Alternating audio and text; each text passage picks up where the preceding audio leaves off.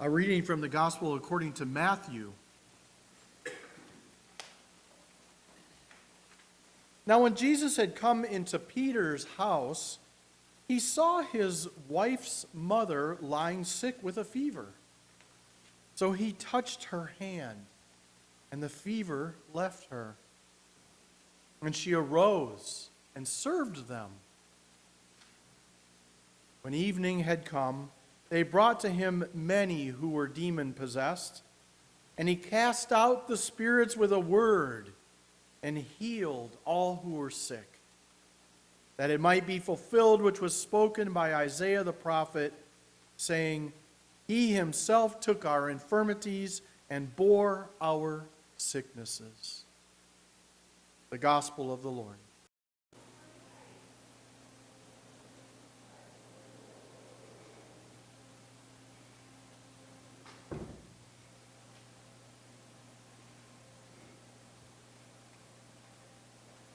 Well, in the first place, I wish she'd never married him at all. At least that's what I thought. He was impulsive. He had a temper. And he was a fisherman. Oh, I told her he'll never be home, and I was right.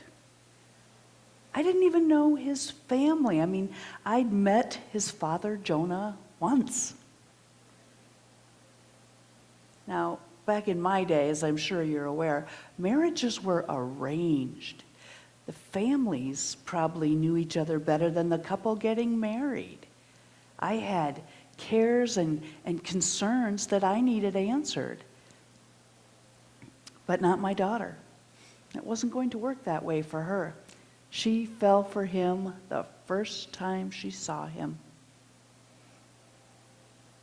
And that's how it went. Plus, he was always hanging out with the sons of Zebedee. Oh, there's a couple of hotheads if ever I saw one.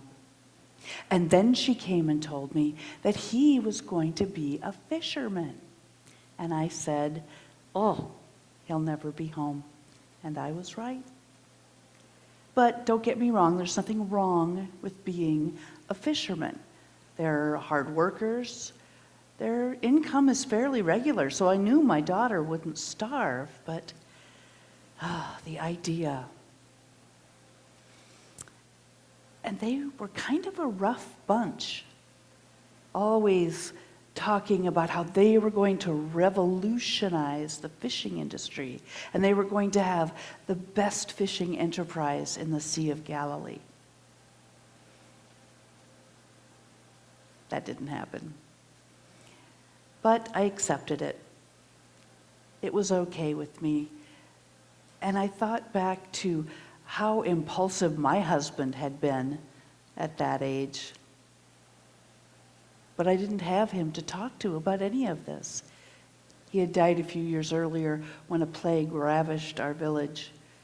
And without medical care or medicines, when a plague ravished your village, there was no one who was really expected to survive. And maybe that's why I needed him so much. But then she came to me and said, oh, Peter's not going to be a fisherman anymore. He's going to follow an itinerant preacher called Jesus. Well, there were plenty of itinerant preachers around in our day. Some talked of overthrowing the Roman government. Some just thought they were great speakers and loved the sound of their own voice. I didn't know this Jesus, but my daughter did, and she said, don't judge him until you meet him. There was my daughter throwing my own words back at me, words I had taught her to live by. Now, it would be several months before I had the opportunity, but one day, Peter came home with a few of the disciples and Jesus. My daughter and I made a meal for them, and after the meal, Jesus started to speak. And we listened. And he took every one of my cares and concerns and washed them away before I had even asked them. And then he taught us about Scripture in a way I had never heard before. Well, it wasn't long before some of the women in the village had heard him speak, and we started to follow Jesus, go to where he was speaking, and we saw him do things that couldn't be faked. He would help people that we had known who had been crippled or blind since birth, and they walked and they saw because of him. And then I got to experience this power for myself. I came down with a very high fever, and all I could keep thinking about was that my husband had died in the same way with a high fever. And I was so terrified. And I would fall into these periods of deep sleep. And every time I awoke and opened my eyes, there was my daughter's face, and I could see the care and the worry that rested there. And then I would fade off again. And one time I opened my eyes, and there was Jesus. And he smiled at me. And I didn't know it, but my daughter had sent word to Peter and asked him to come home and to bring Jesus with him. And he did. And Jesus reached down to hold my hand. And when he touched my hand, something surged through my whole body. And I realized as it filled me that I was okay. My fever was gone. My head quit pounding.